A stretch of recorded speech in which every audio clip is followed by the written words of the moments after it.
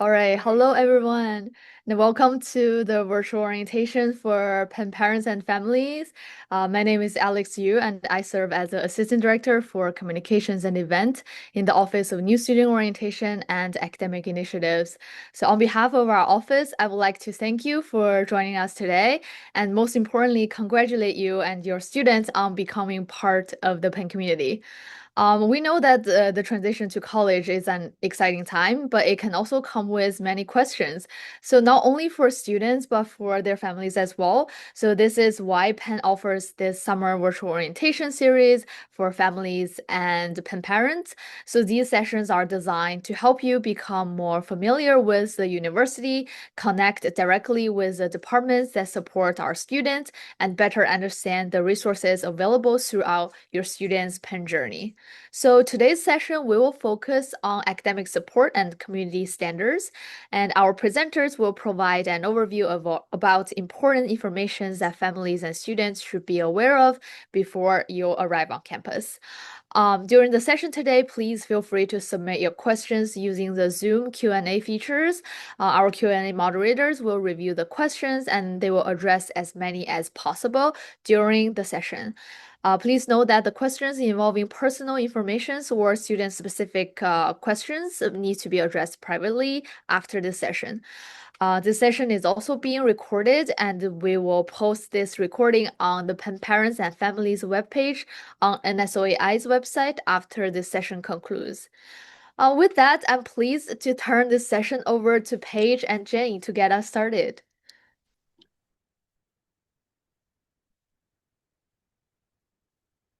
Thank you so much, Alex.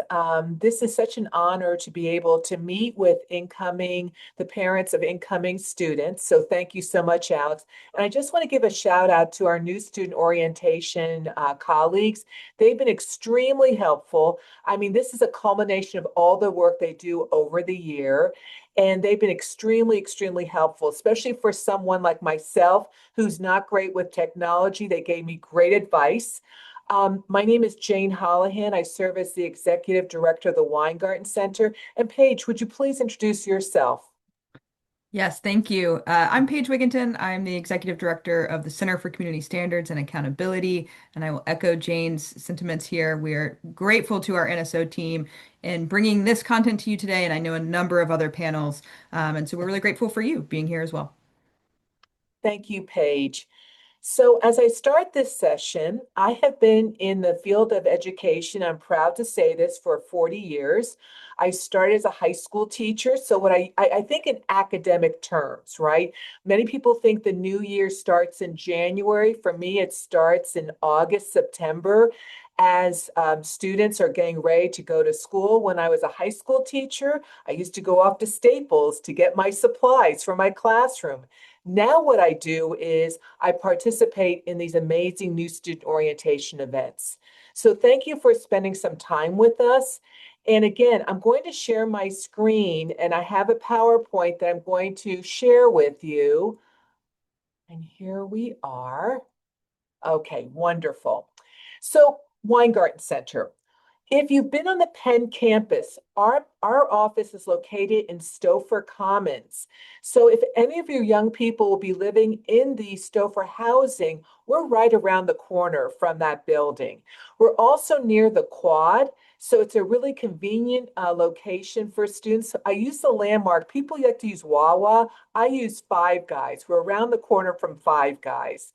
And so we are considered Penn's home for academic support and disability services. What does that mean? First of all, we really believe in a holistic approach to supporting our students. Here are some things to think about. We want to assess their needs and make appropriate referrals and help students navigate campus resources.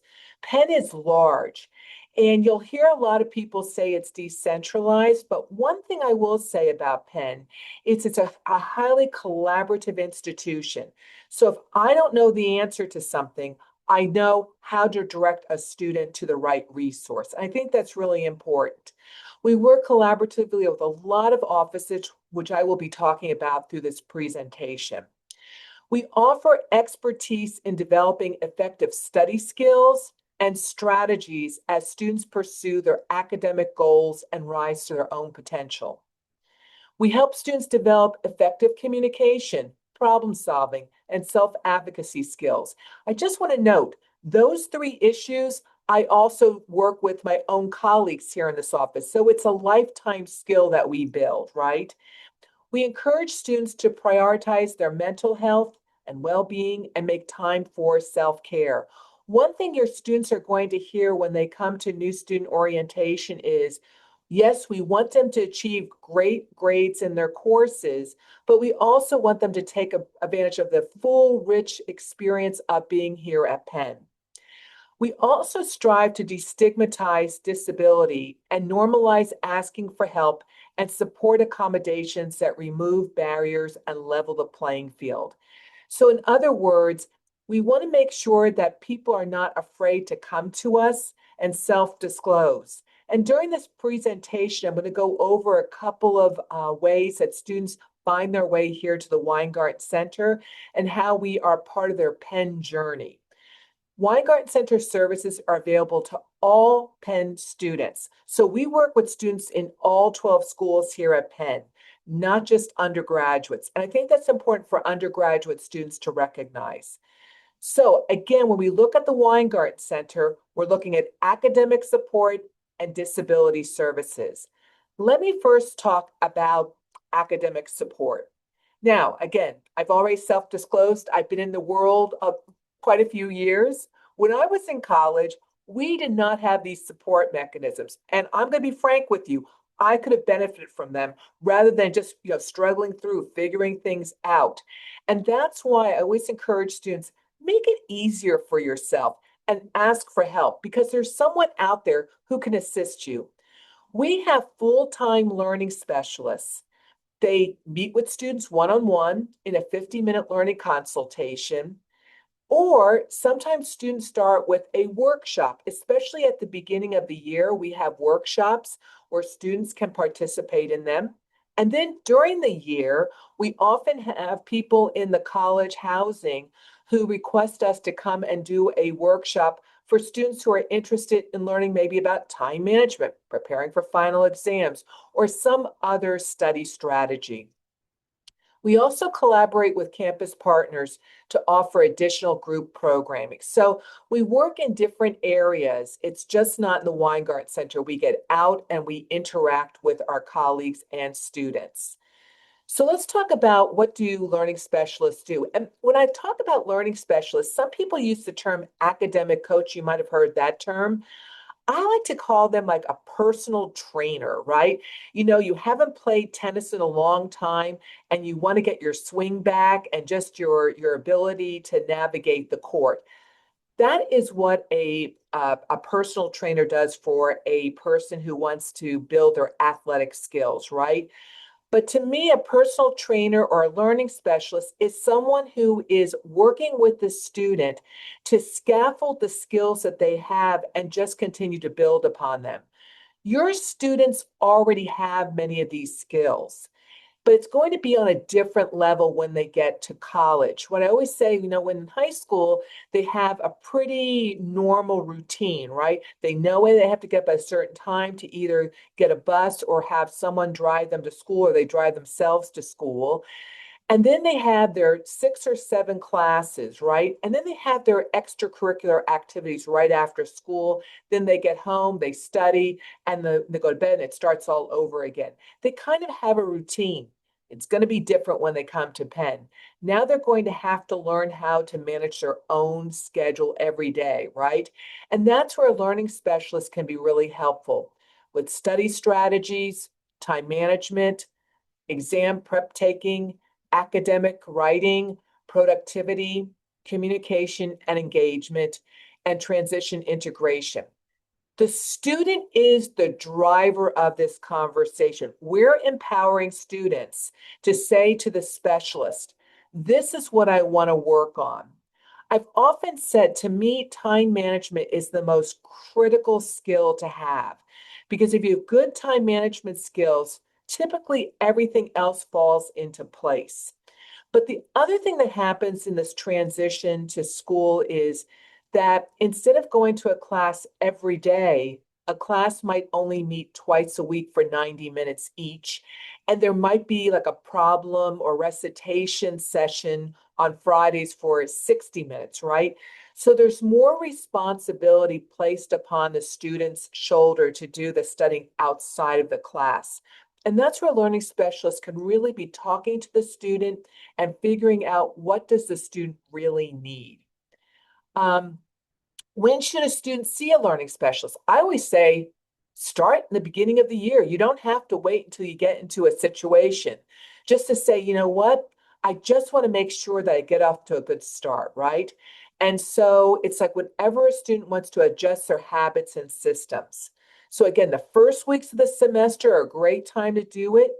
There are some people who have discovered that they might meet with a specialist once or twice and they feel, I've got this. They just need to be reassured that they were doing everything correctly. But we have some people who come once a week, sometimes once a month, maybe once a semester. It really depends upon the student, but I highly encourage students, don't wait until you really are feeling overwhelmed. Although we do meet with a lot of students who do wait till they're overwhelmed, and that's all right too. We are going to help them get back on track. We also want to say, like, when you have to reconnect with a learning specialist around like a final paper or exam, we often see students who might be working on a capstone experience and believe they need a little bit more support in order to be effective in finishing their work. How they go about making appointments is really easy. All they have to do is go to our website, and in the upper right-hand corner, there's a square button that says My Weingarten Center. That is a portal. It's an online scheduling portal. And sort of like when we're going to the doctors, many times all we have to do is we have to go in and schedule an appointment with our doctor or to go for a test. The same is true now for making an appointment with a learning specialist. And basically, what the student is going to do is to find a learning specialist where their availability agrees with the student's availability. And they get to choose whether they want to meet either in person or by Zoom. I'm just going to be frank with you. I really prefer when students come to the Weingarten Center for that in-person meeting, especially if it's the first time they are going to be working with a specialist. There's something about that relationship of working with a student and working with that student, face to face, and really figuring out how can I be my best self in helping this student out, right? But again, for some students, they believe that Zoom might be more effective because of their schedule. It really depends upon the student. But this is where you, as the parents, can be really impactful because the first couple of weeks of the semester are kind of like the honeymoon period, right? Students are just so over the moon. They're here at Penn, they got their swag, they've met 5 people they really like, and they're going to their classes, and things are going really well. And now it's the third to fourth week of the semester, and they get that first grade back, and they go, oh my, I did not get that grade that I expected. What do I do? And they might turn to you as a trusted person that they want to share it with you. And this is where you can be invaluable and say, remember about the Weingarten Center. Maybe you need to sign up to see a learning specialist. So I really do appreciate your help in recommending students to come and see us. But we also have tutoring services for undergraduate students. So think of the learning specialists. They're doing more the overview, their scaffolding, the learning strategies. Tutoring services more the content area, right? And so we have different ways of handling it. One way is we have drop-in tutoring. This is a really great resource for students, especially in these large lecture classes, chemistry, econ, math, nursing. This information is updated on our website. Some of this might have changed from when this slide was put together, but everything is outlined on our website. So Houston Hall, as you know, is a student union building. On the bottom level of Houston Hall, there is a eatery. So at 7 o'clock at night, the eatery part closes down, and around 7:30, we take over the section where students would sit. It's a real win-win situation. Then students can go to Insomnia Cookies and get their cookie because it's right there. But this is a great way for students to go meet with a peer educator. This is someone who's already taken the class and earned either an A or B plus in the class. They go through training through the Weingarten Center, and they are really impactful in helping a student with coursework. So for example, if a student took calculus and they did really well in calculus during their senior year, for the first couple of weeks of the semester, things might be going smoothly because it's kind of like a review time. But as it gets a little bit more intense, that's where people might think, I really need to go and see a tutor. This is an option for students where they don't need all the time, but they can go and get the assistance that they need. Remember, the tutor is not going to do the work for the student, right? But they're going to have those conversations to help the student learn how to do the problem sets, how to think about how they prepare for a test, how they go about just doing their daily studying, right?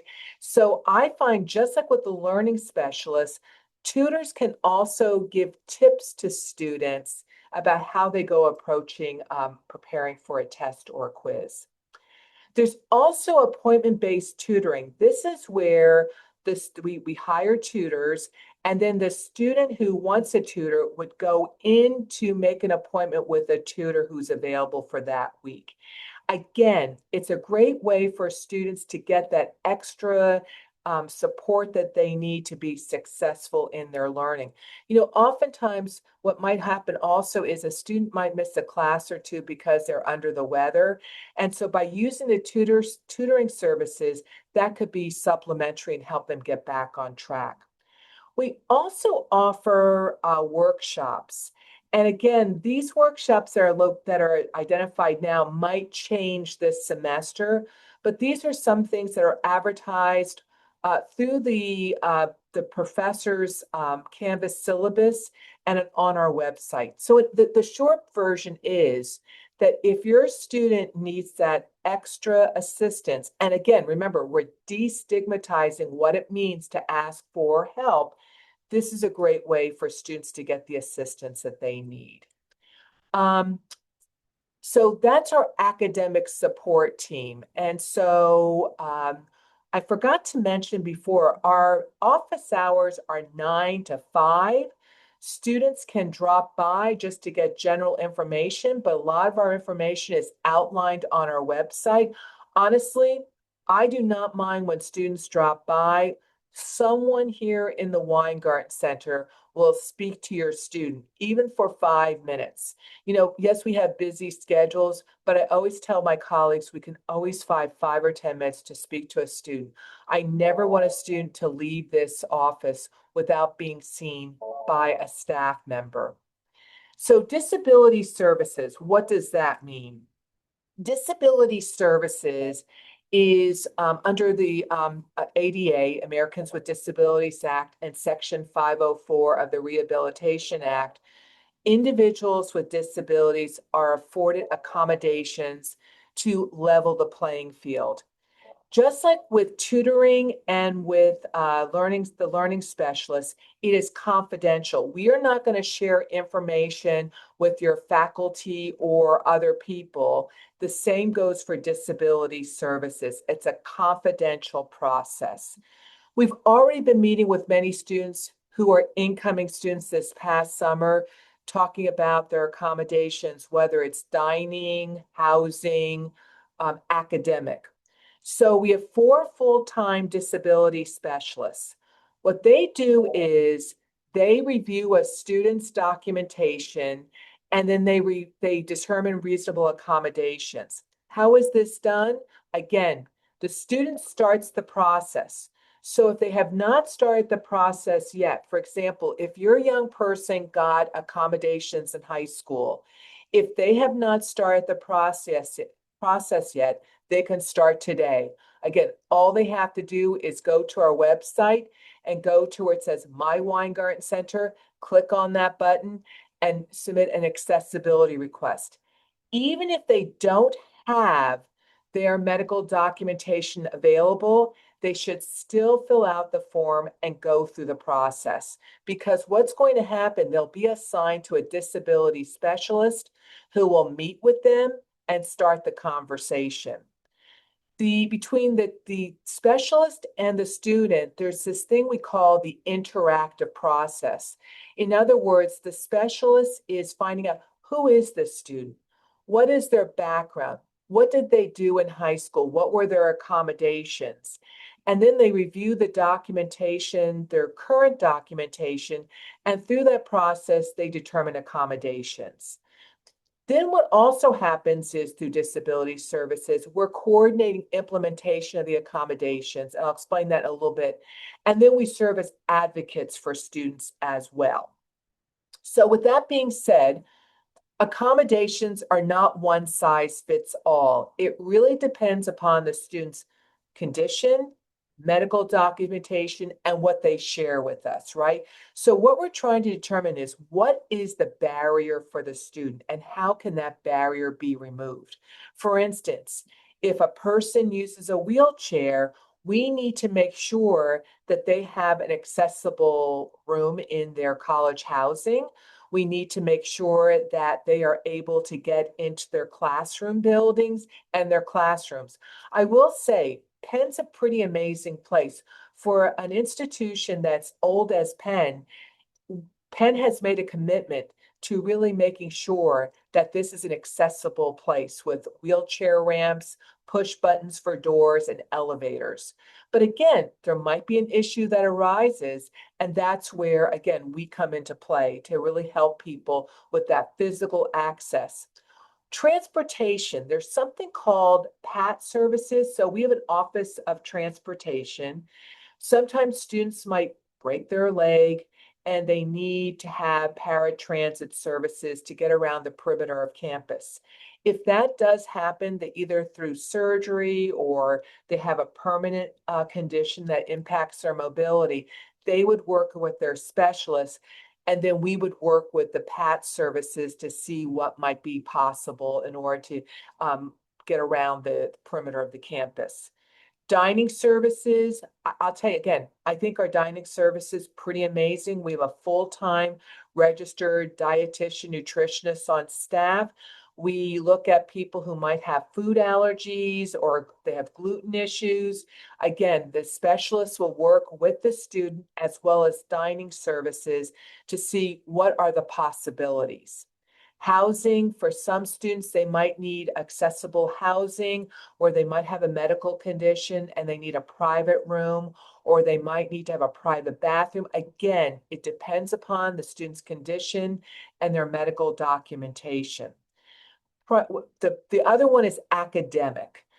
It's everything from extended time for tests, distraction reduced testing environment, access to class notes. Um, they might need assistive technology. So again, it's not a menu. This is just general overview of accommodations that are determined by the medical documentation and the conversation with the student. So with that being said, I'm going the wrong way. Sorry about that. So let me go over the registration process. The student submits the accessibility request. Again, if they haven't done it yet, no worries. They can start today. And sometimes what happens is during the semester, it might not even happen during their first semester, but there might be a life event that takes over and the student might need accommodations during their sophomore year, right? So I just want to let you know there's no cutoff date that students can do the accessibility request. The thing to keep in mind, though, timeliness is important because it can take 3 to 4 weeks at the beginning of the semester to review the documentation and to meet with the student and the disability specialist. So the documentation of the disability, again, through that accessibility request, if the student does not have the documentation right away, they should still submit the request so that at least they can start the conversation with the specialist. And then there's that initial appointment. So once they get that, they finish their request, They get an email from the disability specialist and says, let's find a time to meet. And then there's the approval of the accommodation. So again, it can take time to do this. That's why if they haven't started, I highly encourage them to start now. And then every semester they would have to renew their approved accommodations, because think of it this way, every semester their professors change, their classes change. So that's where the student has to be the one to handle their renewal. And we explain this all to students. It could be a little bit overwhelming at first, but again, it's all outlined on our website and we explain it to students. So it's not an issue. Here are some things I want you to think about before I turn this over to Paige. One thing I've learned in this journey is I want students to use their resources and use them effectively and often. Academic advisors are amazing individuals. They might have already spoken to them during the summertime when they were doing their course registration. Again, just like the Weingarten Center, don't wait until you're in trouble to reach out to an academic advisor. Academic advisors help students to learn, like, what classes should I take? What are my requirements? Should I stay in this class or should I withdraw from a class? That's where an academic advisor can be really significant in helping a student figure out what to do. I can't emphasize enough faculty and teaching assistants. I tell students what they should be doing, whether they have a disability or they don't have a disability. Go to your professors during their office hours at the beginning of each semester. Introduce yourselves. Just go to the professor with a question about the class. Remember, the faculty are going to be the ones who are going to be instrumental in helping a student maybe find an internship, do a research opportunity here at Penn, write that letter of recommendation for law school. A faculty member will not be able to write a letter of recommendation unless they have got to know that student. And this is not self-serving. This is just being realistic and practical. You've got to know your faculty and teaching assistants. And teaching assistants become really important in those large lecture classes because they're the ones who are often going to be the ones grading the test as well. But they can be really helpful with helping a student understand something that maybe they did not understand in class. We have an amazing counseling center and student health services, and we often are referring students to those sites. Remember, they're under HIPAA, so we can't talk to a counselor or someone in student health about your student without the student's permission. But what we can do is we can at least guide students to those offices. Career services. It is not too early to start career services in their first year because students are going to start looking for internships for summer 2027. And knowing how to do an effective resume and getting on Handshake so that you learn more about job and internship opportunities is really important.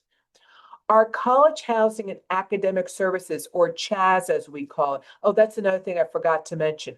Lots of acronyms around here. And so you'll be hearing your students say something, you'll say, what are they talking about?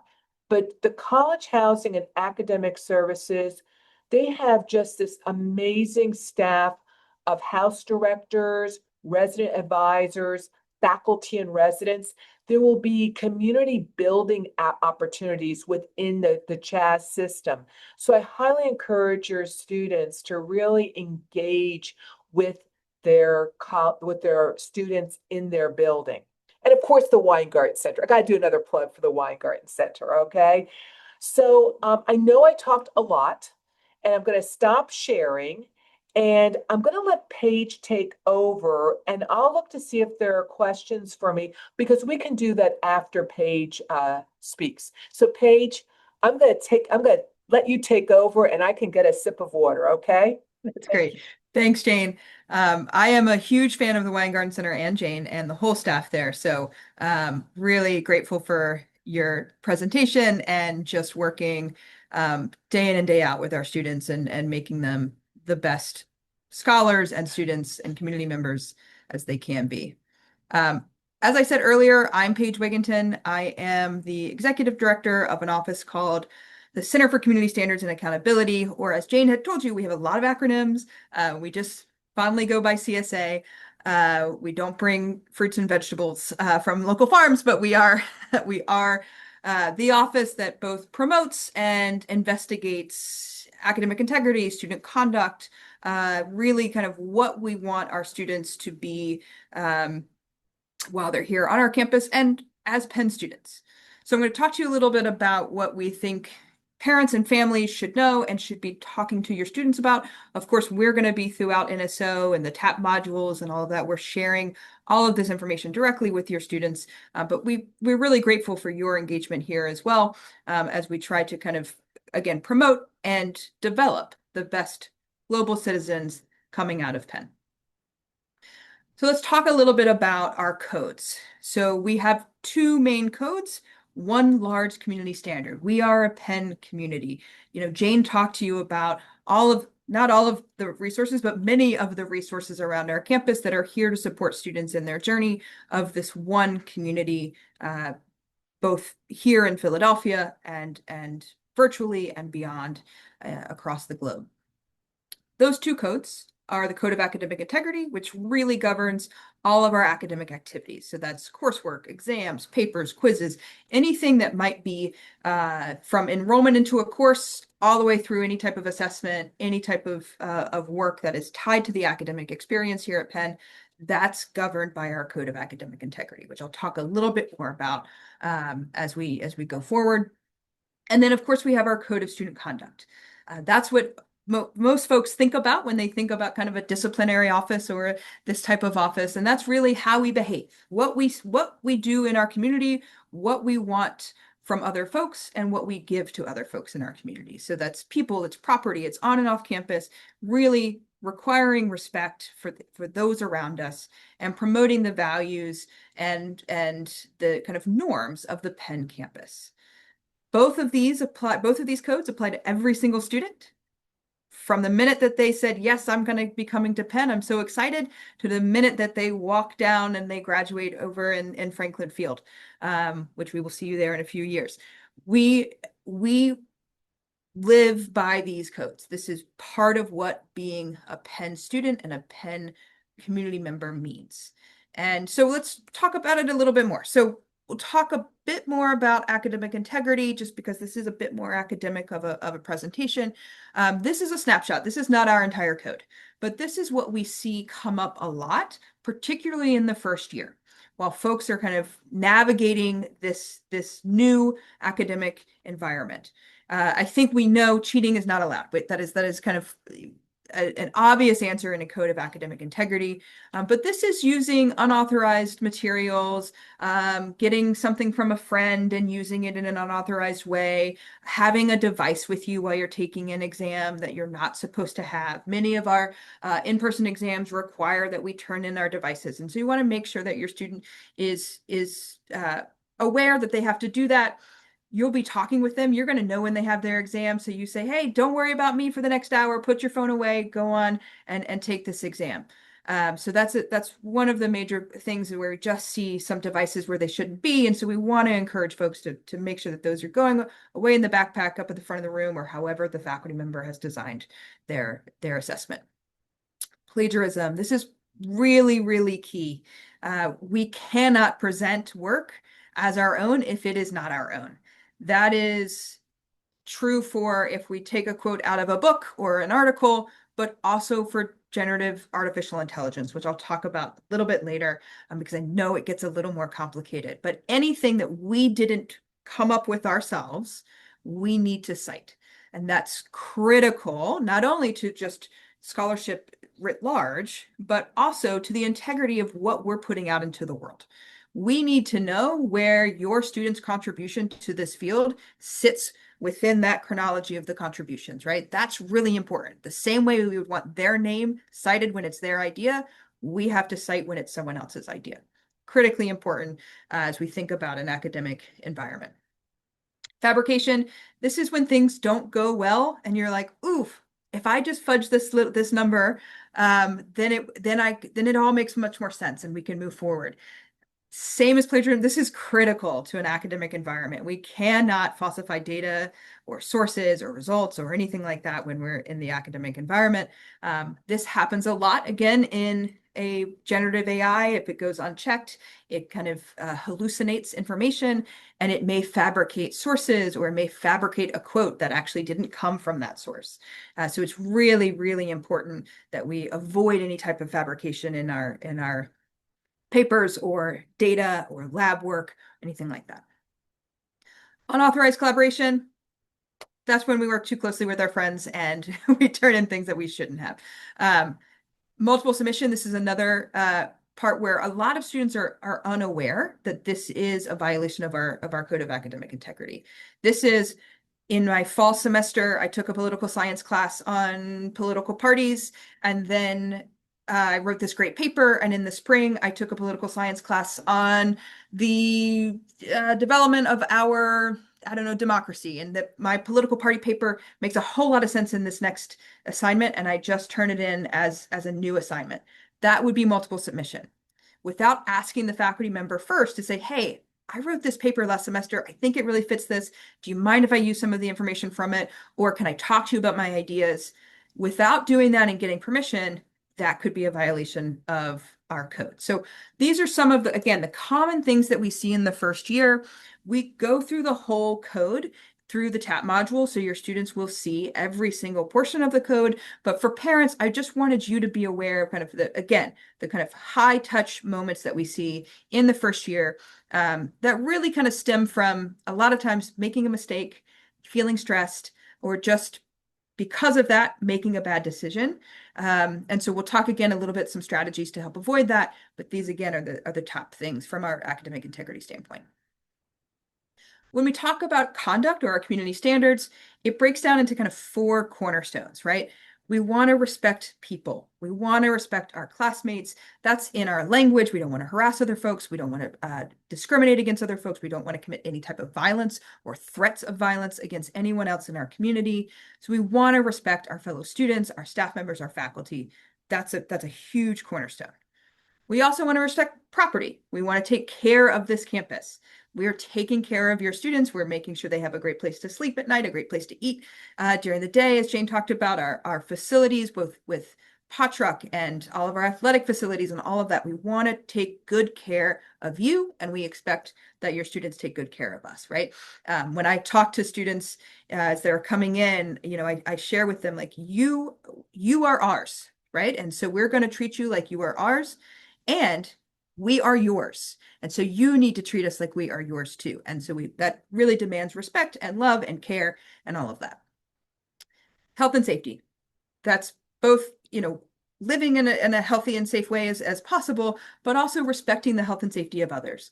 Your students will hear about our medical amnesty policy. Your students will hear about engaging in both our student health and counseling, but also taking advantage of all of the different wellness resources. It is not a requirement of our code that you do that, but we do hope that you respect that around the others, same way as we're respecting other folks and the people around us, that we are respecting their health and safety as well.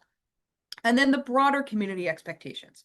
We have our code of student conduct, and part of that code says you also have to follow all of the other rules on campus. So when you have the rules specific to your college house, or you have a directive given from a lab PI as you're working and doing research in that lab, you have to follow those rules, right? So we have to follow the rules and the expectations around campus, and to know that the code also applies to conduct off campus and in the virtual environment. When we wear that Penn sweatshirt with the red P on the front and we proudly say we're Penn students, that is both on Locust Walk and as we move about Philadelphia and as we study abroad and we do all of the things that a student should be doing in their time here. We do expect that they show the respect for their people, the property, the health and safety of others, no matter where they are. So just a quick thing on community standards there. Okay, let's talk a little bit about the new-ish variable, not so new anymore, but that's really artificial intelligence in the classroom. What does it look like at Penn? How do we help our students use it, avoid it, utilize it when we can, and so on? Single most important thing to know is Penn does not have a university-wide AI policy. So it is not that it is permitted in all classes or permitted in no classes. Every single instructor for every single course is going to have a different or somehow varied approach to the use of AI in their coursework and in their course. And sometimes it may vary even within assignment. I equate it to if you were taking a math course and some assignments you got to use a calculator and some you could not use a calculator. It may be similar to that within different courses.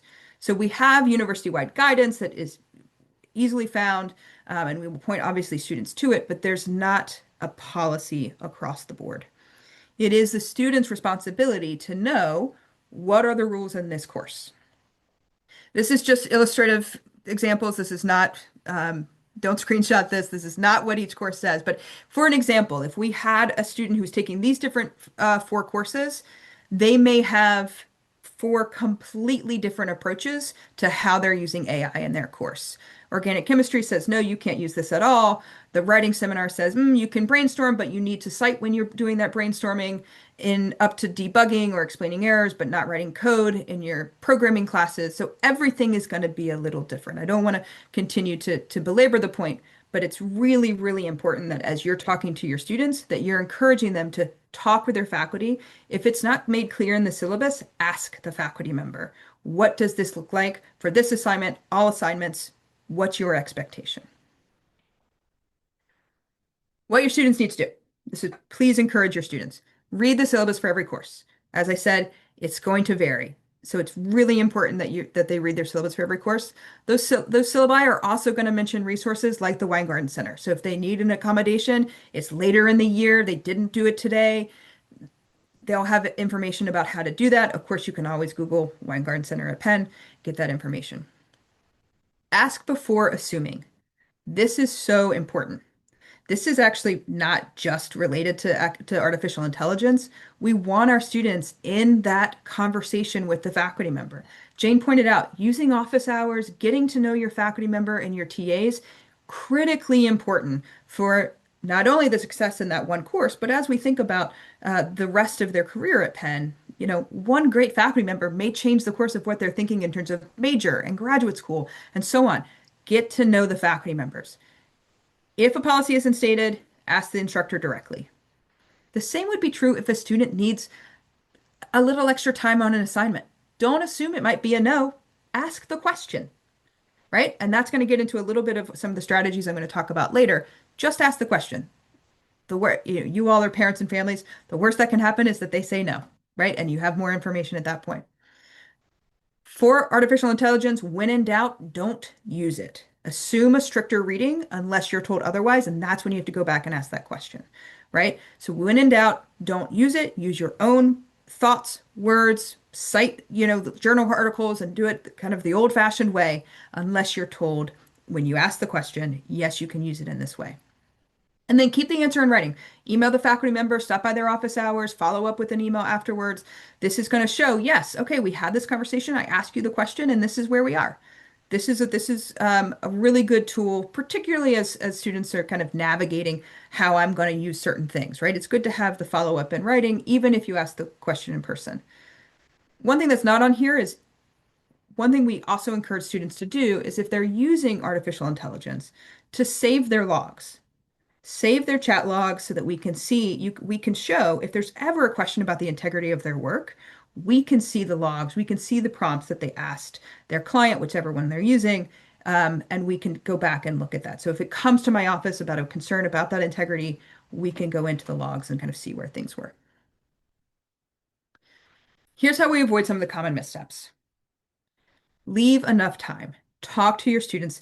When Jane first started talking, she was talking about how 2 months ago, their whole day was planned out, right? From 6 a.m. to 8 p.m. most likely.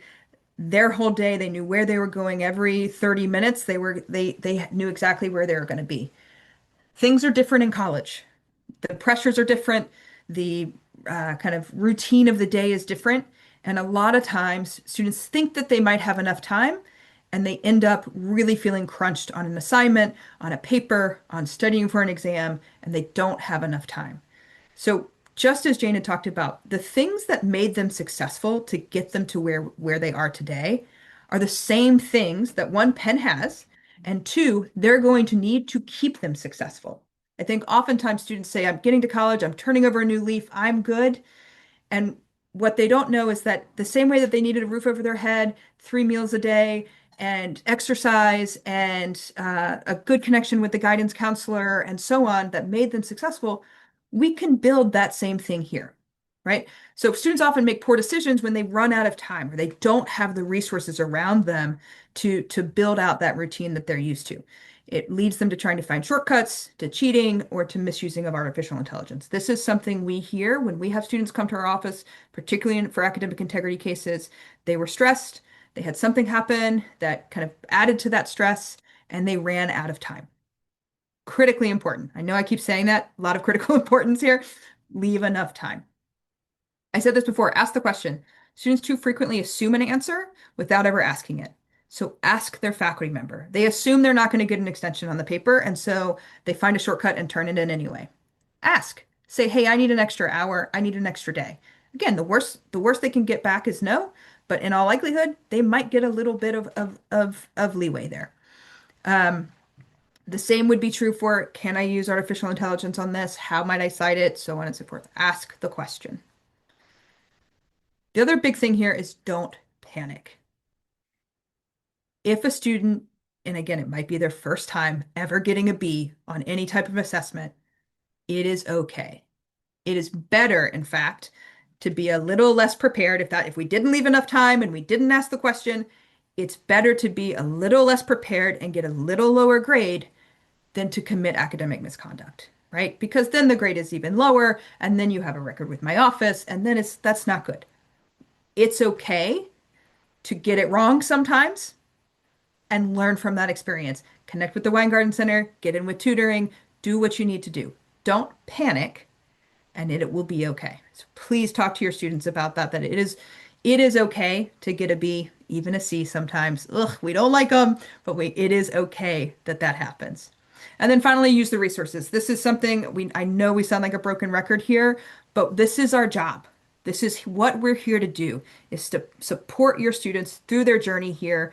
Weingarten Center, the TA, student health and counseling, tutoring, using the office hours, getting to the gym, taking time for themselves. This is so critically important. Check in with your student. If you knew that your student was like, I love Ultimate Frisbee, and that's what they did all through high school, and they haven't checked out the club team here, encourage them to do it. Make sure they're relying on the things that you know made them who they are, and then leave tons of room for them to explore the new parts of themselves here as well. They're going to do that through engaging with their advisors, their resources, student groups, so on. Talk to your students before classes start. We have this overarching code of academic integrity. We have our code of student conduct. We expect certain things of our students. Talk to them. Make sure they know that you're someone they can call if there's something going on, if they're worried about something, if they're at a decision point and they don't know what to do. Make sure that they know you can be a person they can rely on, but also you've heard from a number of different people on these different panels that we can be people they can rely on too. One thing I talk with students all the time is parents and families don't like surprises. And so, as you're supporting your student, remind them, you don't like surprises. Let us help you. And I know that there's a little bit of a difference because they're just coming out of high school. That's 2 months after 18 years or so that you've been their kind of probably main source of support. They're ready to go off and be independent, and you're not ready for that yet. And so it's going to be a dance that you're going to figure out. But just know that you're a solid baseline for them. Let them know that. And the same is going to be true for all the resources that we've talked about. I'm going to close out here. I think that's my last thing. Talk with your students. We're here to talk to them too if there are other questions about any of the codes, what might work, what might not work, or how to get connected to the resources we talked about. We're always here, literally all the time. So Thanks so much, and I will stop sharing now. Paige, I'm just going to insert myself here because there were things that you said that just really resonated with me. And one thing that I really want to point out is that idea not to be afraid to ask that question before you do it, right? So again, you think you're taking the right step, right? But talk to the professor, talk to the TA. This is my approach with doing this paper. And the professor says, nope, I do not want you to do this. Follow that guidance. That's so important. And you also brought this up. Professors have Canvas pages, and on the Canvas page, that's where the syllabus, and usually these professors have between 10 to 15 pages of a syllabus.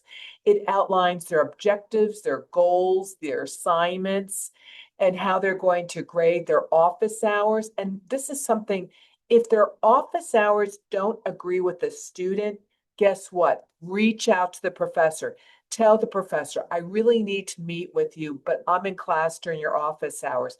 Is there another time I can meet with you? Professors will meet with you, but don't be afraid. They don't read minds, and you don't want them to read your mind. Reach out to them. So that was that really hit me. So thank you for saying that. And again, how we all come together. I also liked, because this is where students have actually gotten into trouble for years. I've been dealing with this, where a student waited till the last minute to do a paper and they're afraid to ask the professor for an extension. This is what I tell students. Just be honest with the professor. Don't make up a story. Just say, you know what? I really goofed up. I just didn't plan out my time well. May I have another day to turn in the paper? Now, the professor might come back and say, I'll give you the day, but I'm going to dock you a few points. It's better to be docked a few points because what happens is people get stressed out and then they make these mistakes that can then land them in Paige's area and in our area as well, because now you want to talk to a learning specialist or someone in the writing center. So that really hit me, Paige. So thank you for bringing that up. I was going through the Q&A and I answered a couple already. One thing I did not say, which I just want to say to everyone, is that the Weingarten Center is holding an open house on Tuesday, August 18th from 11 a.m. to 1 p.m. It's advertised in the schedule. It's going to be in Stouffer Commons, and parents and students can drop by for 5 minutes, 10 minutes. I'll be here for the full 2 hours. So, and my staff will be available as well. So please stop by and see us. There's also a resource hunt on Thursday, the 20th. Do I have the right date? Yes, Thursday, the 20th. And that's another way for students just to drop by the Weingarten Center and to get information. So it is a lot at one time to get all this information. I'm the first one to say this to everyone. But again, don't be afraid to come by and reach out to us. People have been asking about the PowerPoint presentations. And Paige, I think they're just embedded within our presentation, aren't they? I believe so. So this will be recorded and then NSO will have it up on their website.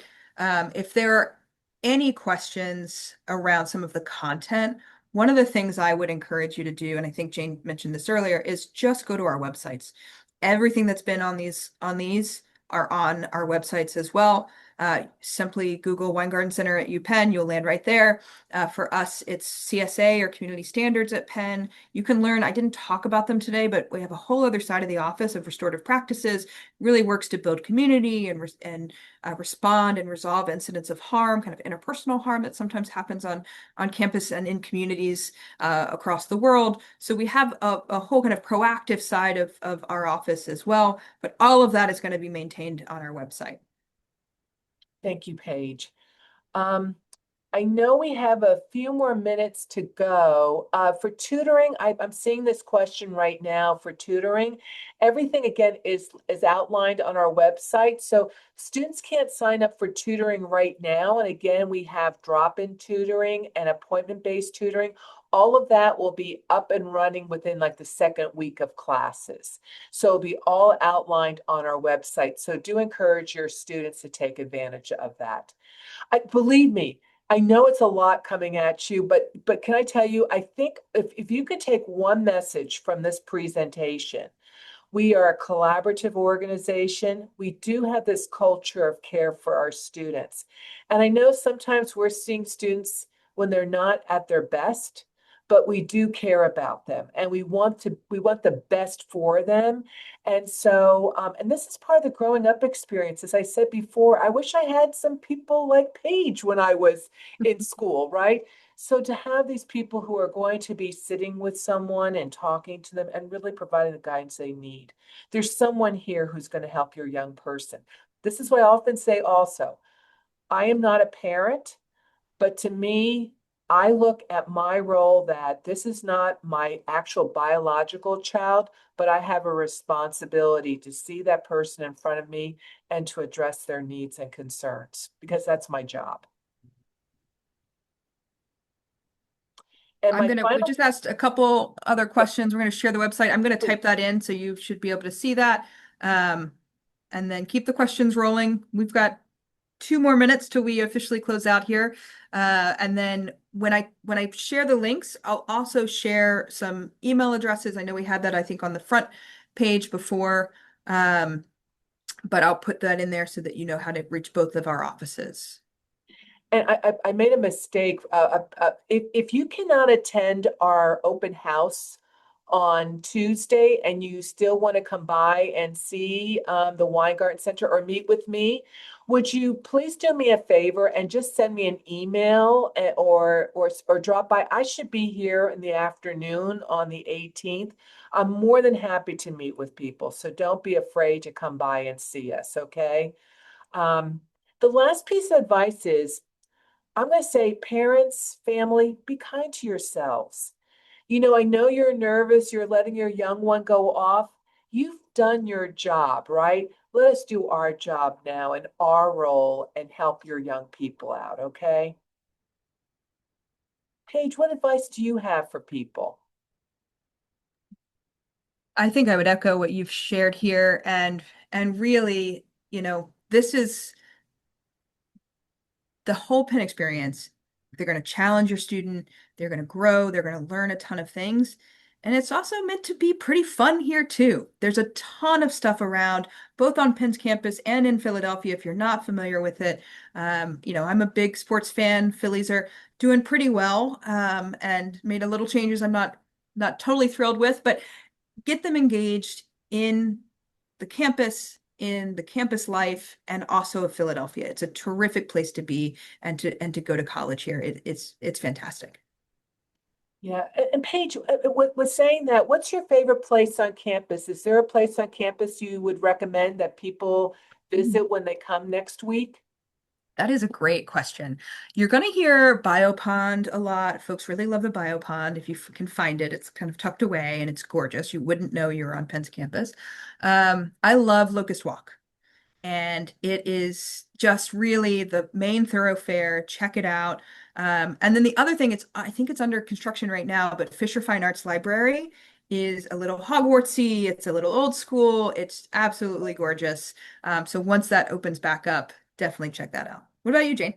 So I love Locust Walk as well. And I'm just going to be really honest with you. I'm a coffee drinker. I do like Starbucks, but I'm really excited by this blank street that's going to be opening up. Yes. It's going to be awesome. So again, we have lots of things that are happening here. So we welcome you. Thank you so much for this time. Paige, I'm going to let you take it away. I think that is us for it for us. I'm just seeing some specific questions around timeframes and all of that. Check out the Weingarten Learning Resource Center. Send an email to that contact that just was put into the answers. We're available. We're going to get back to you. Uh, we know you with your students are learning this place. We're going to guide you every single step of the way. We really appreciate you being here today and hope you enjoy the rest of these sessions and can't wait to see you on campus.